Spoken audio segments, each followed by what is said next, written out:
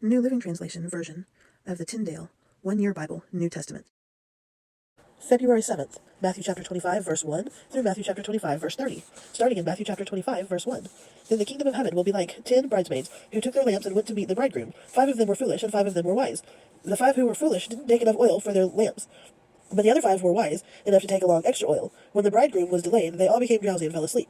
At midnight they were aroused by the shout, "Look, the bridegroom is coming! Come out and meet him!" All of the bridesmaids got up and prepared their lamps. Then the 5 foolish ones asked the others, "Please give us some of your oil, because our lamps are going out." But the others replied, "We don't have enough for all of us. Go to a shop and buy some for yourselves." But while they were gone to buy the oil, the bridegroom came. Then those who were ready went in with him to the marriage feast, and the door was locked. Later, when the other 5 bridesmaids returned, they stood outside calling, "Lord, Lord, open the door for us." But he called back, "Believe me, I don't know you. So you too must keep watch, for you do not know the day or the hour of my return." Again, the kingdom of heaven can be illustrated by the story of a man going on a long trip. He called together his servants and entrusted his money to them while he was gone. He gave 5 bags of silver to one, 2 bags of silver to another, and 1 bag of silver to the last, dividing it in proportion to their abilities. He then left on his trip. The servant who received the 5 bags of silver began to invest the money and earned 5 more. The servant with 2 bags of silver went to work and earned 2 more. But the servant who received the 1 bag of silver dug a hole in the ground and hid the master's money.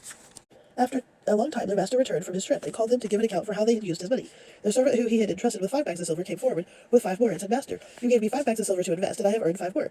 The master was full of praise. "Well done, my good and faithful servant. You have been faithful in handling this small amount, so now I will give you many more responsibilities. Let's celebrate together." The servant who had received 2 bags of silver came forward and said, "Master, you gave me 2 bags of silver to invest, and I have earned 2 more." The master said, "Well done, my good and faithful servant. You have been faithful in handling this small amount, so now I will give you many more responsibilities. Let's celebrate together."